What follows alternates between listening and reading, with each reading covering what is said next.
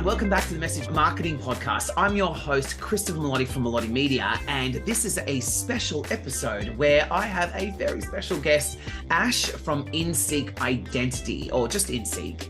And I'm really excited because we've talked before and we have so much in common and so much to collaborate with in the marketing space. And it's great sort of to get together and chat about these things because there's so much to unlock and so much to unpack. So we're going to cover quite a lot. And I think everyone will get a lot out of this, whether you're a marketer, non-marketer, business owner or not. And so let's have a chat. So Ash, do you want to introduce yourself and then we'll get started? Yes. Hi, Chris. Thank you so much for having me. Your podcast is a credit to you, as is your business and your beautiful personality too. So my name's Ash. I own InSeek Identity. I started it kind of by accident back in 2016 and it's just taken off and absolutely love what I do. And now I have a team of about 6 or 7 at the moment. And we specialize in branding, website, social media management, email management, all graphic design. And basically just our biggest goal and passion is to give businesses the credit that they deserve, that they perform once they land that client, giving them that reflection online. Fantastic. That was a great intro. Thank you. Thanks, Ash, for joining us. So you just said that you started it by accident. How did that happen? Yeah. I don't even know. Hey, I feel like some of the best things. To be honest, I'm not immune. Mine was the same, if I'm honest. Yeah. I feel like when there's less pressure when it starts by accident, isn't there? You don't have all these rules. Yeah, no, because I was listening to a podcast this morning. They were talking to the Culture Kings. Okay. There were a couple set up Culture Kings, the brand, and it was more purposeful for them. Like they were setting out and they were on this vision and mission and this journey. Whereas for me, I was working in marketing, in corporate marketing, and I was seeing all these things. And I was like, I set up this side hustle just for fun. Like I remember this was like 2012, right? But but it's not like it's been operating like that since then. It was something that I created, and it was like a website and a bit of an idea, and I just got addicted to it. Like it was fun. Like I found that it was like I was doing it after work, and I was doing it, and I was coming up with ideas, and I was researching and getting excited. And then it wasn't until like 2017 for me where I was like, I remember that I got my first client, because the first few years were just fun. Like there was nothing, just bits and pieces. And then like I had my first real client in 2017. And then I remember she then told everyone. She was like, oh my God, you're really good at this. And because we do like copywriting and messaging and strategy and all of that. And she was like, wow, this is really good. And then she told everyone. And then I remember I had her invoices in an Excel sheet. And I was like, I didn't even think to chase her for, like, she paid, but it's like thought of having multiple invoices and tracking them. I was like, what is going on? Like, that's how green I was. Yeah. By the end of 2017, it was like 2 full-time jobs. I was working in a company and like as a marketing manager and in Melotti Media at night. And I had to resign just to keep up. And so the business was already profitable when I started it again, which is by accident. And it was, these people that like, they say, oh, I gave up everything. And like, I stumbled across it as well. So what about you, Ash? Like, what did you? Yeah, I feel like I can relate to you a lot with that. I always knew to a degree that I wanted to have my own business. It was just always something that was in my blood from childhood. But I think I never really knew how it would happen or when it would happen. I remember going for a walk with one of my friends. It's probably 22 at the time, 21. And I was just fed up with my job. And I was like, oh, it's just so boring. And like, I got to trek it into the city every day. And you're kind of locked inside this box where you're just a number. And I was constantly getting all these different ideas and never really being able to execute them because my role was so specific. And I remember her saying, oh, I just want to start my own business. I just want to have my own business. And she kind of just laughed at me and she's like, oh, you won't be able to have your own business till you're like 30. And I was like, oh. And anyways, it was just this mindset that I had back then from like really early on as a kid. Like it was just something that I loved. I had like, car wash businesses with my friends. We would laminate like, in PowerPoint, word art with sticky tape. We'd make business cards. We'd make flyers. We'd do stalls. Oh, wow. You were very enterprising. Just with many things. Like I'd always get so excited when mum would have a garage sale. I'd make signage on the computer and I would like have little name tags and like pretend I was a little sales assistant. And it was just always so into it. And then when I got into high school, illegally downloading Photoshop, movie maker, all of the things. saved up for my first laptop really, really young, and it was the worst laptop ever. It took about an hour to start up. But yeah, just always with my friends, like dressing up, making music videos, editing videos, making Wow. commercials. It was just like, if TikTok Was was your around back thing. then, I wish it was, because I reckon I would have been pretty viral. Yeah, right. Because it was just something that like I absolutely like loved from very young. It wasn't the most academic, loved school, but just did not, maths just did not excite me one bit.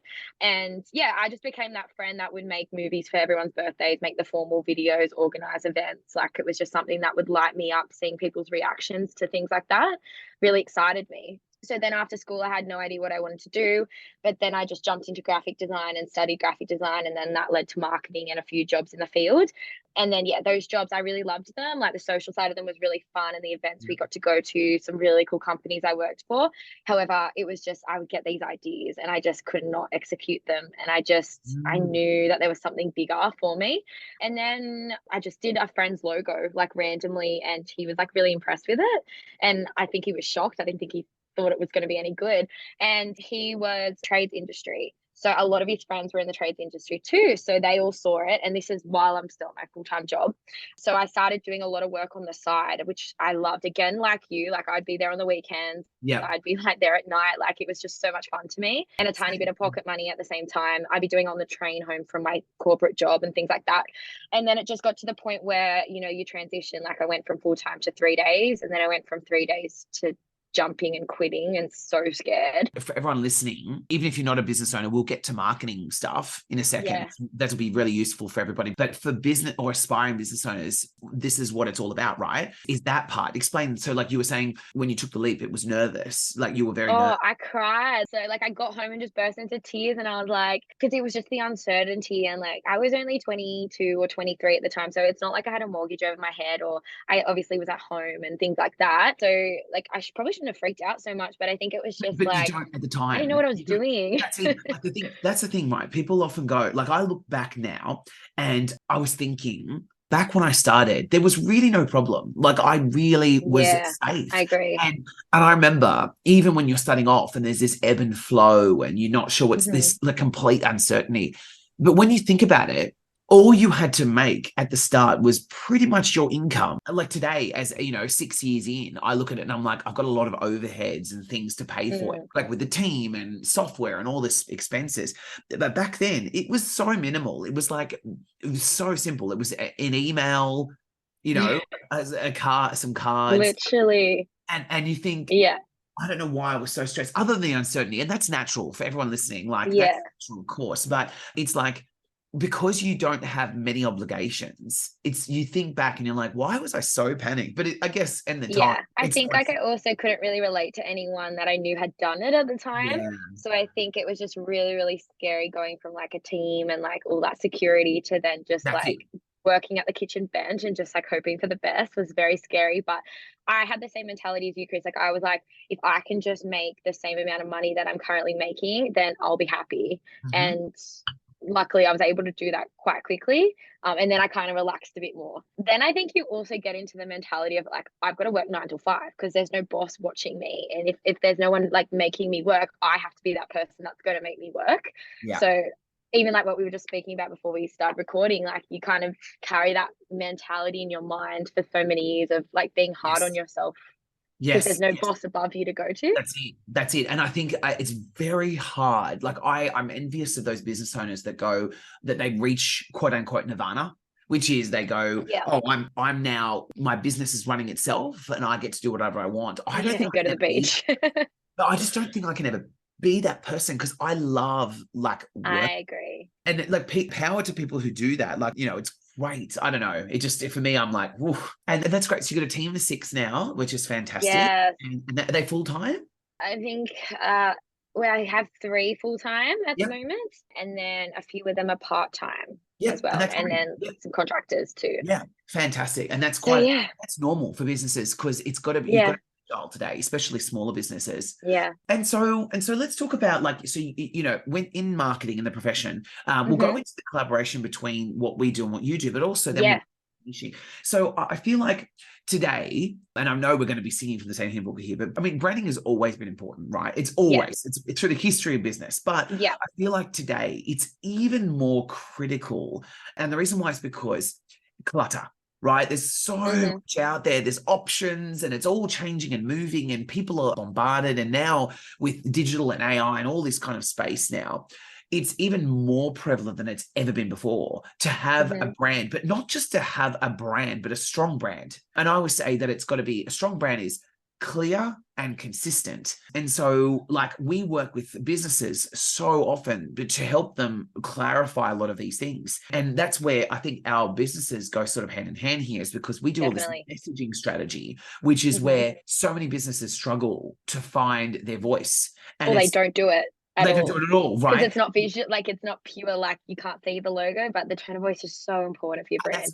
And I think that people underestimate it, and unfortunately, AI is only making it worse because people are going, "Oh, good, I've got to cheat now to do it." And I'm not saying like that it's not to be used, and we'll go into this because it has to be addressed. But it's the thing that it's like what you want to stand for and being authentic, because it's very hard to get noticed when you're inauthentic, and that's hard. So, I mean, what's your opinion, Ash? Like, where do you sit on this? Yeah, 100%. I think it's just like more important than ever. Your brand. I think the biggest frustration is so like, debunking the myth that like your logo is your brand. And like always come back to, like the big iceberg analogy where it's like the tip of the iceberg, the bit you can see is your logo. But then everything underneath the water that goes way deeper and is much larger is your brand. So think of like your brand missions, your tone of voice. Like it all comes down to, if it was a person, what you'd see at the top is their face. The first thing you see, their logo, and then their personality and their morals and their values as a person is the brand as such. And that comes down to brand loyalty. Like, why do I always choose Cadbury over Nestle and, Lindt chocolate? Like, why do we have that loyalty to some brands over another? And that's because they've spent years being consistent with their tone of voice, their colors. Correct. And that I always actually say that if you're getting bored of your brand, it's not always a bad thing. Like, I know that's counterproductive, but it's like, and the reason why is because it has nothing to do with you. Right. When you're working in the business every single day, you might get bored because you're seeing it every single day, but your customer is not, right? So your customer sees your brand 1% of their life, if that, right? So when, if you're a preschools, if you're a Mars bar, like like if they're, or a chocolate bar, they see it when they're, having a bit of a craving and they're walking by the aisle. And so when you're consistent and clear and prominent like that, then people go, "Oh, that's Cadbury, it's purple." You know what I mean? Like, which means luxury as well, royalty. And that's the thing. So it's like people often go, "Oh, is it bad to be like this?" But no, it's great to be like that. And so I'm hoping that people get that from this, is that it's like, make sure that you're investing in your brand and making sure that it's easy to identify and recognize. Yeah, and people think like, oh, well, the big businesses don't rebrand. Like, I don't need to rebrand. But if you actually look at Coca-Cola or, they've rebranded like 20 times since they started. It's very gradual. So is Google. Like, they've been 3D at a time, then they've been flat. And then they're like, there's all these different variations of these big businesses that you don't realize over time, but they have upgraded and they have rebranded. Yes, 100%. But they're still building on a foundation of the essentials. Like, Coke still always has the red, and most of the time it's the ribbon. It's been the ribbon for a long time and all those kind of things.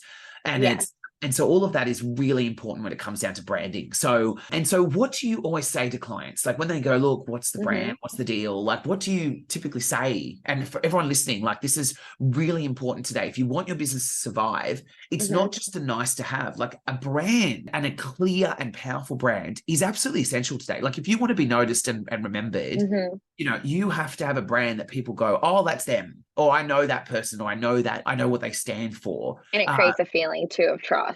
Yeah, because humans are not rational. Like, as much as we try to be, as much as we say, "I want this because of X, Y, and Z," we don't make decisions based on that purely. It's a lot of emotion. So what do you think, Ash?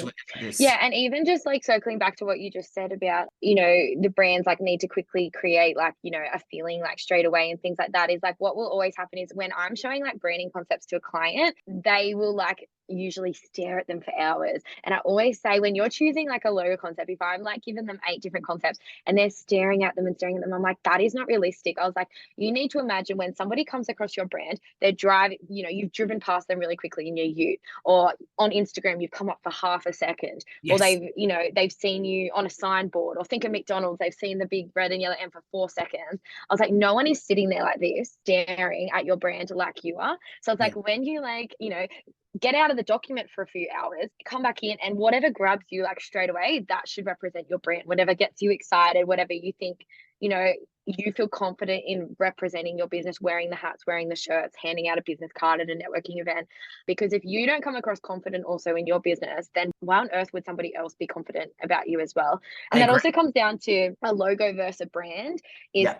it'd be so funny, like, if I told you how many times somebody's come to me and been like, oh, like, I had a landscaper come to me years ago, Yeah. and he was like, oh, well, the logo, shouldn't it have a tree and like a shovel and like a man in it? And I was like, no. I was like, does McDonald's have a burger and fries? Like, does Yeah. Apple have a computer? And does Nike have shoes in their logo? Like, the best brands, yeah, the best brands in the world are the most simple brands that are not literal. Like, your brand does not have to, if you're a makeup artist, you don't need to paint, a makeup brush and a girl in it. Like, it's not there to tell a picture. It's something that's so different and almost weird Yes. that, like, you're instantly like drawn to, and like creates a feeling. And like, your M, in Yes. Melotti Media, or just InSeek, like my typography, but then my colors come together and they represent the brand as well. And I think in 2023 too as well, like, your personal brand is also part of that as well. So you've Oh, got your main brand. big It's time. huge, and it And then, didn't used to I be. just presented on this at a conference Yeah. last week. This was something that I was reiterating, is that it doesn't mean that like you have to be an influencer. People often go, oh, I need to be a TikTok influencer. That's not what it's about. God, no, no. But what I found is when at conferences, or when I'm in events and networking and places, people go, oh, there's Chris, the orange guy. Exactly. Right. That's how I remembered you.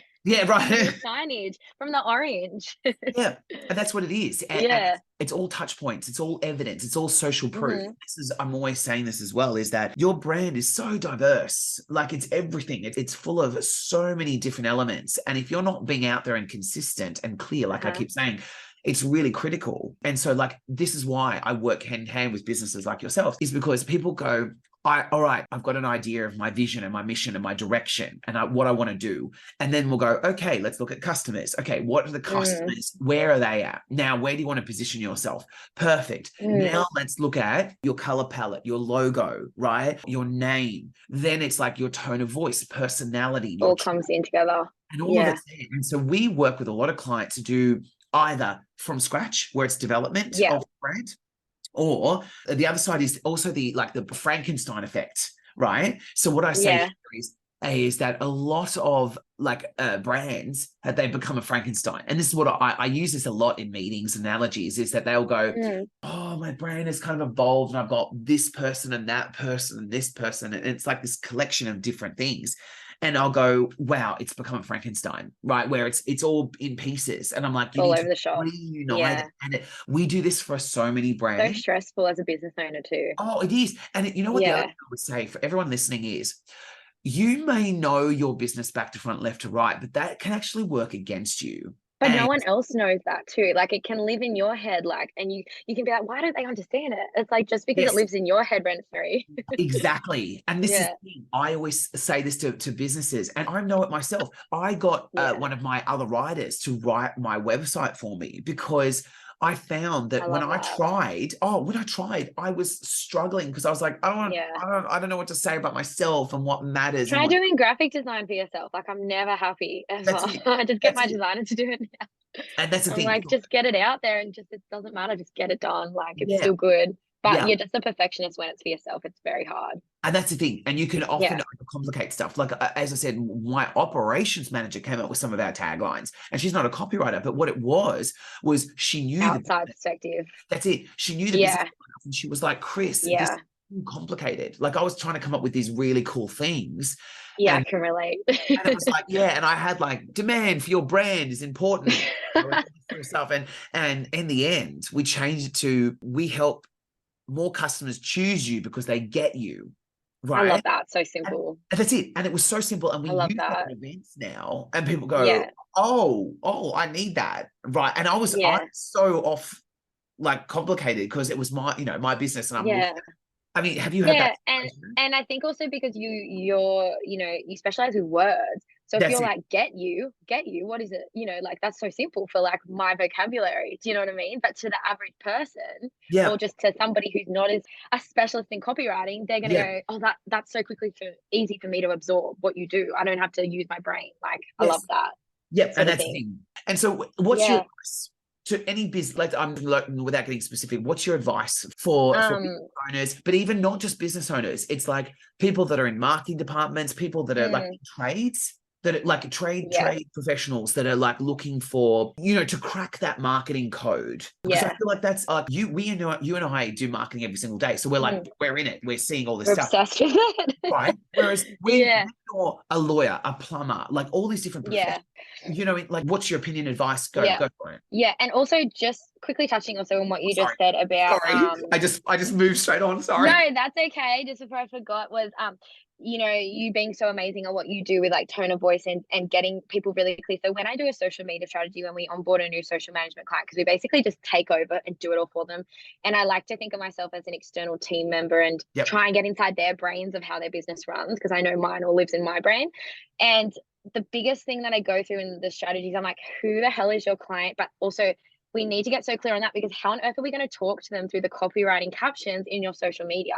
So like I think that's why it's so great what you do and how thorough you are, because once you get so clear on who the hell your clients are, not just a service-based business, not just a mum, not just, like those generalizations of like, if you're a gym owner, you wouldn't just say, oh, I want to, if you wanted to get really niche, like you wouldn't just say, oh, I want to help people that want to lose weight, like weight loss. You'd get very clear and you'd say, I want to help moms that, have just had kids and want to lose weight, but not in a strenuous way. They want to do it through Pilates or more gentle exercises or something like that. So I think when you get very clear on who exactly your target audience is, then when you're writing captions and you're doing your content or any form of marketing, email marketing, social media marketing, you're so clear on their problems and then how your service is the solution to those problems. And you Yes. can weave that through the psychology of marketing. So I don't think anyone listening would have a business if their clients didn't have a problem. Like you wouldn't be in business, would you?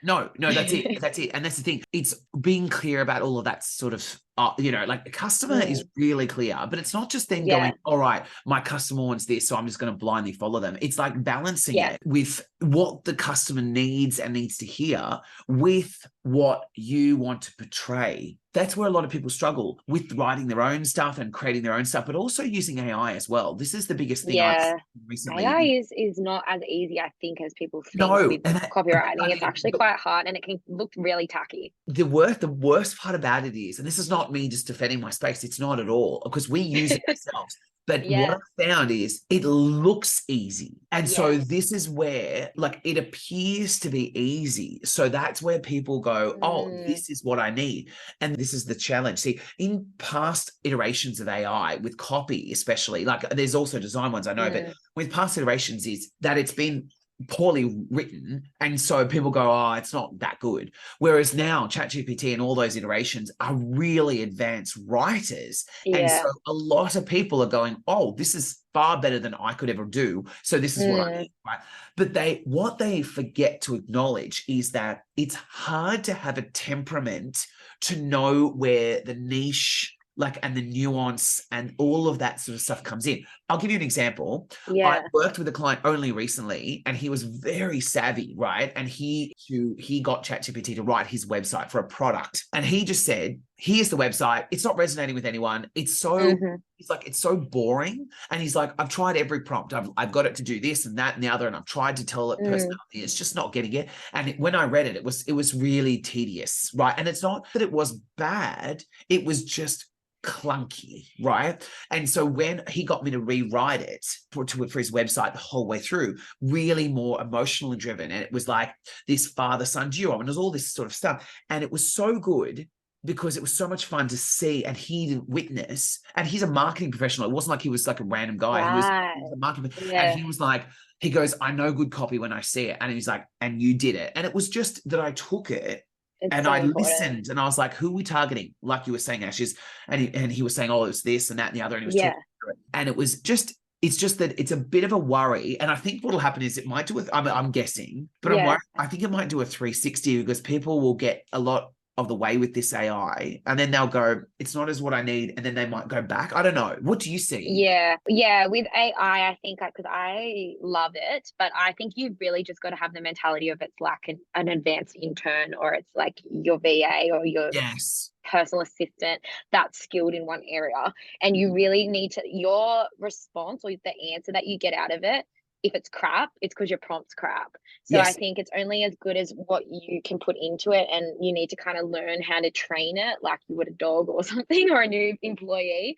Because I think like people will just say, write me a caption, but it's like you need to be specific. Like you need to have a word that's like, outline, brainstorm, list, or like whatever you want to do, and then tell it what it is. Are you a professional copywriter? Are you a professional digital marketer? Like Yeah. you need to kind of really train it. And then instead of also just going in and being like, which I think a lot of people probably do, is like, write me a caption, write me a homepage copy. You need to kind of do some steps, get it to ask you questions. You don't go to the GP and just go in there and sit there. Like they're Yeah. going to ask you questions. Like you're going to have to tell them what the hell is wrong with you so that they can diagnose a problem or give you a solution.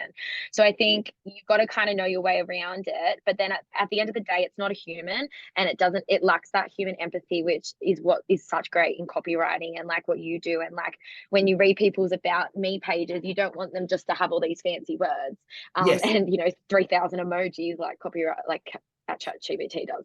So I think it's like really important, like either get a professional to do it or really invest the time in learning ChatGPT so that you actually get a good response from it, and then still probably get a copywriter to like overlook it as well. Yeah. I found the best use of it is copywriter, ChatGPT copywriter. And that's how we're using it. And we're not using its output per se. What we're doing though, we find that when you have a copywriter provide it with a lot of information, and then you get it to sort of skip a few research steps, and then you get the copywriter to edit it, a professional editor is really what you need with that. And the reason why it doesn't understand, like it can use offensive language. Worse is I've seen it hallucinate, which means it makes up a lot of stuff. Have you seen that? Yeah, so, a little bit. Yeah. So it makes up CEOs and quotes and research. Yeah. Very careful. Sometimes like you just like ask it to do something and you're like, what is that? Yes. Like, what are you talking about? And then once it's spit out that really bad response, you kind of like stuck because you're like, okay, well, you can't undo it as well. I've noticed, like you can't just delete. And if you hit regenerate, I say to my team, when you hit regenerate, it's always going to get worse. It does. Like, and it's say start fresh. Don't hit regenerate. I found that the best iteration is usually the first one. If you haven't got it right, you need to start again, because I just find regeneration. It's like like a kid that goes to Word and goes synonyms, and they find a different word for this and it doesn't make sense. That's what it just it starts to just like go a bit cuckoo, and you're just like, I'm getting frustrated with it, and like you kind of like you get like a bit more frustrated with your responses too. You're like, redo this or do this, and then it's like it's going off the last response, which it thinks it's great, but it's not. So it's kind of like you need to start again. I think it's really just training it, but also like you might as well just get a professional to help you with it as well, because by the time you learn all the prompts and you learn all the skills as well, it's still a lot of time. Even though it spits it out in 30 seconds, you have to read it and you have to rewrite some of it, and some of it sounds too extreme that it's ridiculous. Like some of the words, it's like you could have just used a normal word. You didn't have to use the scientific version of it. Like we were still talking to humans. So like you still need to make it sound like fun and like light, because people don't want to digest. There's like hundreds and thousands of brand messages we're bombarded with daily, as opposed to like in the 80s, it was like only a few thousand. So where even people go to a website and they don't read it all, they scan through it. So that's the beauty with design too. That's the thing. That's the skill today of people like us. So for people listening, is that, remember, it's not, you don't come to a copywriter to get them to write 7,000 words, and you don't go to a designer to make a really complicated full-on logo. It's actually the correct. My skill. I'm like, a real professional copywriter that can help you is less is more. That can make, like I do so much in the UX space, like the user experience space, when I do websites and layouts, is because it's like the whole point of it is to accommodate the people that are skimming. Like I agree. If you're having to say on this and that, and that and that and that and that and that, it's like people go, oh God, this is too hard, leave. Whereas if you go, it's this, right? And they go, I need that, then you've won. And that's hard. And even like that, that's where ChatGPT also fails, is that even if you say this in less words, it really out this much. So let's get off the topic of AI and let's finish off with practical, like, because everyone's doing it. Let's talk about practical tips, right? So we're both marketing pros here. So what would you suggest for people who are saying, listen, how do I get my marketing to like unlock the power and work for me? And I'm talking nothing advanced, but like if you've got that trade niche, if you've got any business, you know, what would you tell a company that's like, you know, Ash, where do I start to get more leads? Yeah. Oh God, I don't even know where to start with all that. It's such a good question.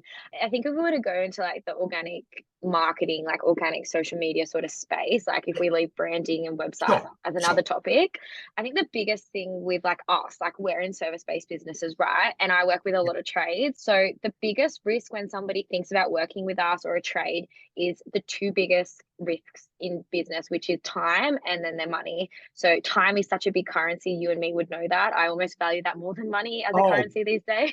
I'm like, take my money, save me 10 hours. Yeah. Nothing gets me more than a time waste. Nothing annoys me. I know, it's so frustrating. I know. And there's only one of us trying to do everything. So time is such an important currency, but then also money is a massive currency too. So when you go and buy a Boost juice, there's no real time risk. It takes you 2 minutes of your day and it's probably $5 of your money. So it's no money risk or time risk. When you go and invest in a service-based business, so say it is a builder, a plumber, a copywriter, you're probably going to be working with them for a few months and you're probably going to be investing, like if it's a builder, you know, thousands and thousands and thousands of dollars. So it's not like it's going to be this like quick decision. So I think the biggest thing with your online marketing, like let's just assume that this company has a rebrand, they've got a beautiful brand that represents their future goals and their copywriting and everything is tailored to their dream client. Then on social media, so many people will just do a few things and then they say it doesn't work. And I think the biggest thing is like going on a date with somebody and asking them to marry you the next day. Like it's just not realistic. And I think like the biggest thing is just consistency. So also not being that sleazy salesman at the door asking for money, asking for someone to work with you. You kind of have to sit up on your throne and be like, I'm so confident in what I do. This is what I do. I know like our quality and I'm going to be posting all these different content pillars. So not posting a whole month of before and afters if you're a builder, but doing frequently asked questions, your business morals and facts about the business, you know, why you pride yourself on communication, cleanliness. You've got 50 years combined experience with the team. Fun, entertainment, content pillars, you know, a reel with the team or Christmas parties, time lapses on site. It might be obviously social proof, screenshots of text messages, emails designed beautifully, obviously Google reviews, things like that. It's not just before and afters, but it might be progress shots. So I don't know about you, Chris, but you know when like you work on a project for months and months and you see it from the beginning looking like crap and then you work through it the whole time and then you post like the final product and you just hit crickets and you refresh the page and it's not getting any likes and you're like, what? Like I'm obsessed with this project. Like I put my heart and soul into it. That's because no one came along on the journey with you. Correct. So always say to trades, like if you're about to start this massive new project and it's disgusting old house, post the old house and say coming soon, stay tuned. And then take them along the journey so that at the end they're like, oh, I remember that old brick house from the 1900s. That's what my house looks like. Imagine the potential of what you could do for my house with what your after photo is. Yep, correct. And I agree. As well. And all of that, Ash, like was perfect. Like, and so everyone listening, like see how it's all this proactive collection of marketing. Like it's, people will often go, oh, I do Google ads and that's it. Whereas it's not just about that. It's like the foundations of branding, sounding great, being clear and consistent. But then it's like a bit of Google ads, a bit of LinkedIn. Like, I mean, I'm just going from my experience, but it's like, I do a bit of Facebook, a bit of LinkedIn. We do a bit of TikTok. We do like a recipe. Events. Yes, we do. Events are huge too. Love them. Case studies, FAQs. You know what it is though? Like you hit on is like consistency. And what I mean by that is like, don't just go, I've done one thing. Where are the leads? Like this is the biggest frustration I have is with any business is you don't just do one thing and then go, I'm done. Like one article published is not going to get you any traction by itself. It's what it involves is you do an article, you post that on social media, you give it to your sales team, let them get it out there, put it in a newsletter, post captions of it, you do a piece, like record it as a video, record it as a podcast, be present, be out there. And this is the biggest challenge I find that businesses don't understand. And that's why we're trying to put together now 12-month content plans is because we're trying to encourage people to be more consistent. And because get excited too about it a that's bit it. more. Because like, a post blogs every month and videos every month and all of that. I know, yes, it's an investment, but everything is in business. And 100%. if you're doing that like constant, that pulse, right? People go, oh, there's that company again. There's that company again. Yeah, it's like And they go, Macca's on the it highway. is. Right. And Yeah. it's consistency. And I can't reiterate that enough. If you take one thing from this podcast, it's what Ashley and I both said, which is marketing is not a one-off, right? It's an No. investment, Yeah. it's a proactivity, and it's about being there and being present. Because someone told me recently, someone that's willing to buy is only 10% of the population at that time, right? So when they come in touch with your brand, 10% or 1 in 10 people are actually looking to buy. And they doesn't mean they're going to convert, but they're looking to buy. Those other 9 people need to see your brand again and again and again. And if it's, if they are Googling something and your brand comes up, and then they check on Facebook and your brand comes up, and then look at your website and go, that's interesting. And then they get retargeted. Makes them have trust too. That's it. And then they sign up to a newsletter and they go, oh, wow, this guy's or this woman or this business is the real deal. Yeah. They can't help but go, why wouldn't I choose this company? And another good analogy is like, you don't say that you want a 6-pack of abs and go to the gym once and then cry that it hasn't happened. And it's like, I always say that to my clients. I'm like, it's the exact same thing with social media and marketing. Like, you can't post once and then expect to be famous or like viral or like all of the things. It's like, it's not going to happen. You have to go each day, and you might not see anything at the gym for months, but then there'll be this day where you just see the abs or you see whatever it is that you're trying to achieve. And it's the same thing in marketing. Like, you've just got to be consistent with it. And I think I don't know if you've seen like all the hype, obviously, the Barbie movie that's just come out. Yeah. So apparently they had $100 million marketing budget, and their marketing was crazy, like amazing, amazing, amazing. Like, they did so much to promote it that like, boys are seeing it, everyone's seeing it, all different age groups. And like, I saw it on the weekend, and I don't know, that's just my personal opinion. I didn't love it. But it kind of made me realize that how many times in your life has something had amazing, amazing marketing that it's made you go or it's made you buy that product, and you've kind of a little bit underwhelmed with actually what the product gives you. Like, it's not bad or anything, but it's like, there is no way, if they didn't have that marketing technique or the way that their marketing made me feel, I would have bought that product just by looking at the product or knowing what was inside of it. So that's why it's also so important. Can of worms. Yeah. I think we'll do a follow-up on that one. But like, yes, I agree. And look, my opinion is that for me, if your marketing sets an expectation, you have to deliver on it. Because I always tell my team, we're expectation setters first. And so if your marketing doesn't, like, if you're all hype and you're like so many brands and businesses suffer from this, is that either they used to be good, or wow, that was all talk and no action. Like, as in, a lot of marketing businesses struggle from this, is that they've got that savvy salesperson that's like, yeah, we can do all this sort of stuff. And then all of a sudden they disappear. And then the actual doers are going, what did they promise you? What are we doing? How are we doing it? And that ruins refuse to be ever. Like, I'm always very clear about how I sell it, right? And then we deliver it, and I QC everything. I don't care, because I want it to be like, people, I agree. How do you scale that? But I'm like, I don't care, because I want that reputation. Like, people will keep telling other people about us, because it's not, we don't do the big sell and then disappear. No, and so many companies do. And I don't think word of mouth is dead. I don't think it will ever be dead. But I think the biggest thing with word of mouth and then marketing as such is, nowadays, if somebody refers me to, like, a dentist, for example, it saves me so much effort. They've said, yes, you've got to go to this person. I trust my friend, therefore I'm probably 80% going to go with this recommendation. But then if I've been referred by another friend to another dentist, I then go to the next thing I'm going to do after word of mouth is go onto Instagram. So if one looks amazing, they've got referrals, reviews, before and afters, I get to meet the team who I'm going to be working. There's a map with a big arrow telling me exactly where to go. All these things that reduce my day-to-day brain power. And then I go to the other Instagram account, and it looks like it hasn't been updated since the 1900s, that I'm probably just going to go with the one that looks the part, even though the other one might even be better. But I think it's just the power of, like, and if you are the best of the best, which so many of my clients are so amazing, and it makes me sad that you look online and you wouldn't go with them because it doesn't reflect them. You know what I mean? So I think it's so important to be the best of the best. And I have the same mentality, quality over quantity when it comes to my clients. Make sure everyone's 1,000,000% happy because they're going to do your marketing too. But then you've got to have the online presence to back it up. It's 2023. You just have to be on there. Agreed. Well, I think, look, we've covered a lot of topics, so I hope. Yeah, we could talk forever, I reckon.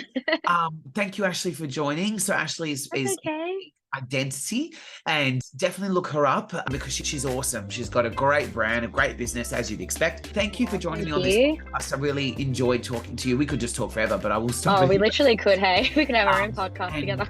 All right. So thank you again, and yeah, thank you for listening, everyone. I hope you got a lot out of it. Thanks, Chris.